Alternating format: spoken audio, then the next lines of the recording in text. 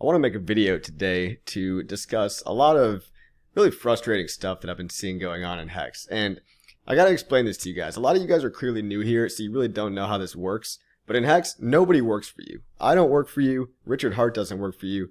And if you're having trouble onboarding somebody and you want to complain about the way that the founder is acting and claiming that you can't onboard somebody because of him, that's your problem. That's literally your problem. In Hex, we don't expect anybody to do work. We have no expectations of profit from the work of others.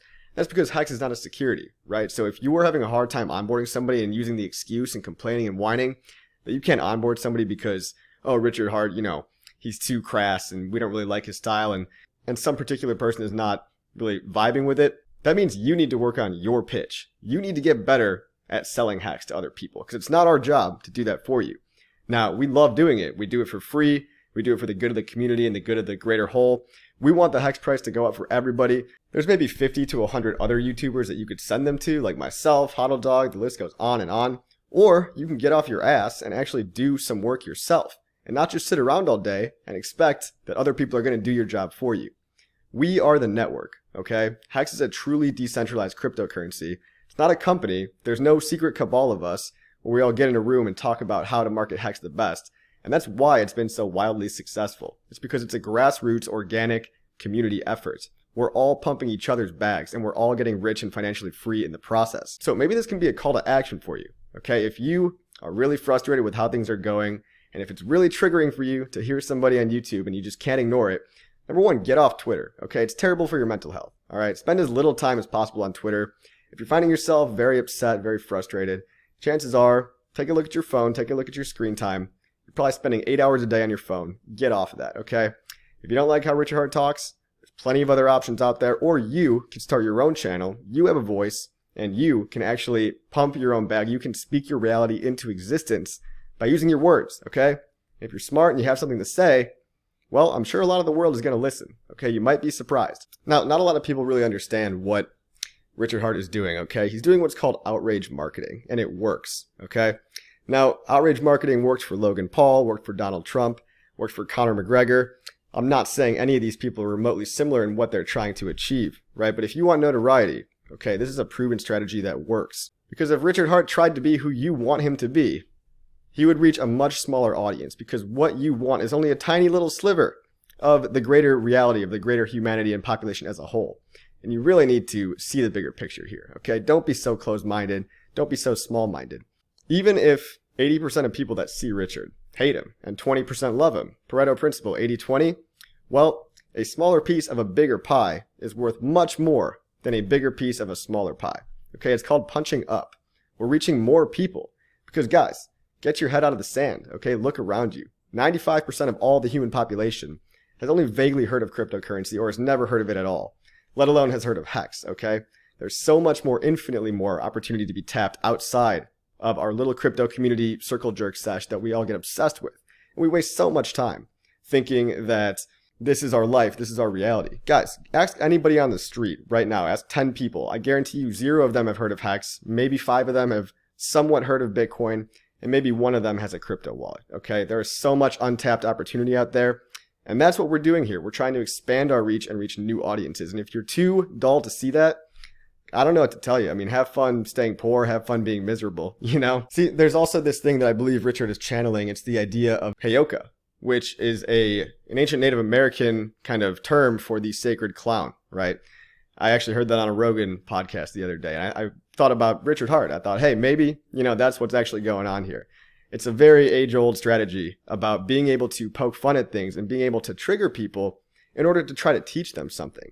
Really tipping and messing with their emotions so that the people with the eyes to see and the ears to listen can look beyond the flashy, gaudy Rolexes or whatever it may be, and they could see that he's actually trying to help people. Guys, here's the thing about Richard. If you need me to spell it out for you, because apparently a lot of people do out there. If you don't like listening to him, all right, take it from me, okay? Richard does not need any money, okay? And he's not spending Hex money. That's the biggest BS I've ever heard out of this whole entire bear market, right? He was rich before Hex. He was a self-made, multi-million-dollar entrepreneur. He ran at least 5 successful companies, mostly internet-based. He turned over $60 million in profits before mining 50 Bitcoin blocks in 2011. He's a Bitcoin OG to the point where he was in Bitcoin before half or more of these so-called Bitcoin maximalists today that are just hopping on the bandwagon. And basically they're just a bunch of toxic haters at this point, as far as I'm concerned. Richard Hart did more for Bitcoin than a lot of people realize. And when you think about all the money he made from his entrepreneurial endeavors and the fact that he mined 50 Bitcoin blocks for a year, and that he openly talks about buying the $30 Bitcoin top and riding it all the way down to $2.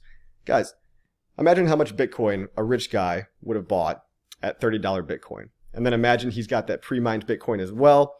And imagine he's holding all that today and maybe probably selling some of that for his Rolexes and Lambos, right? So with these giant pools of money to dive into, let alone, the ETH raised in the adoption amplifier and Hex and the sacrifice money raised, Richard Hart doesn't need to sell Hex. He doesn't need anybody else's money.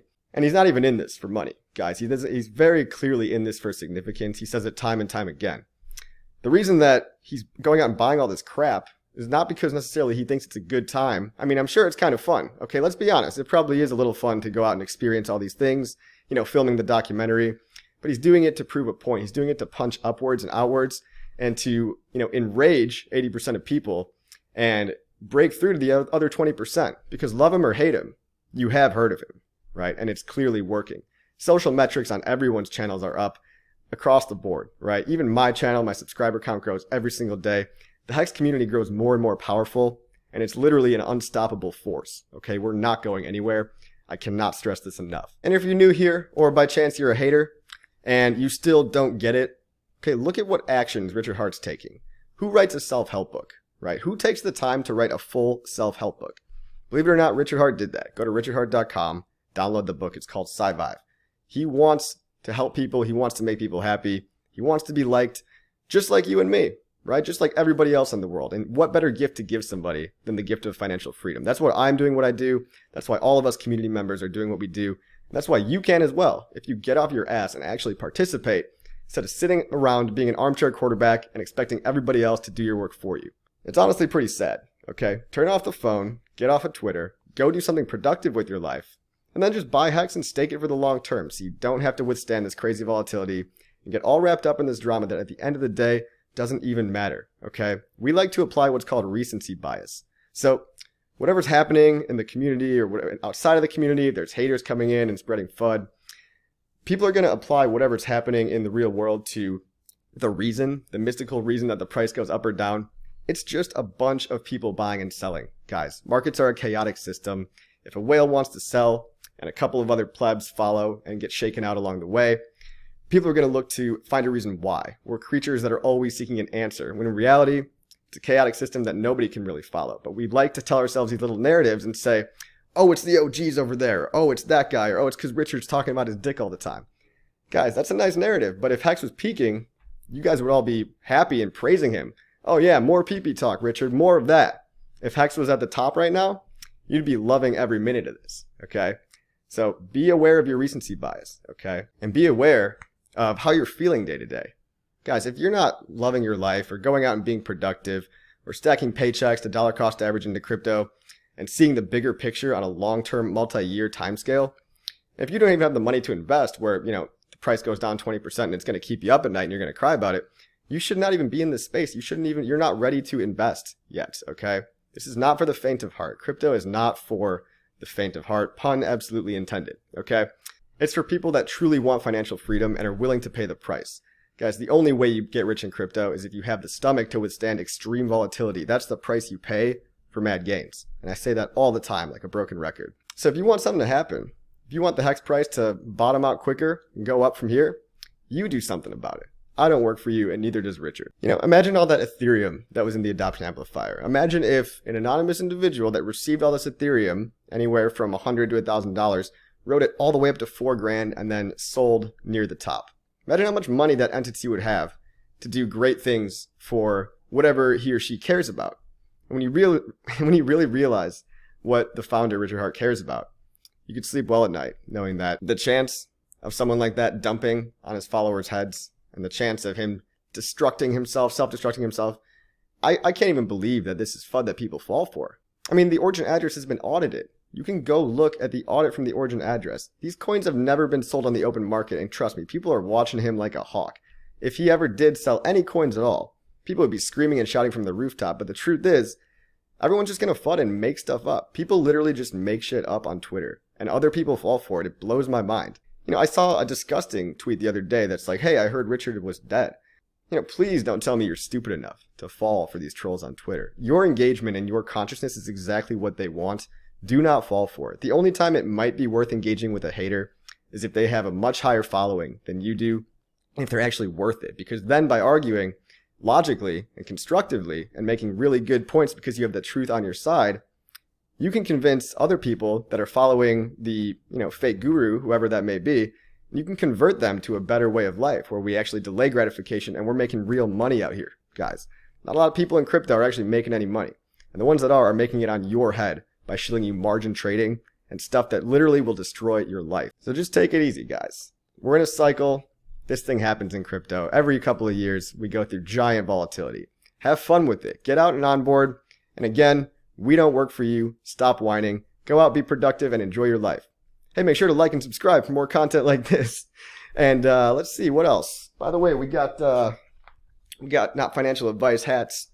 We got some tiers of Hex Haters mugs in the description below. Buy some merch if you want to support the shop, if you want to support the channel. And I'll see you guys in the next video. Take care.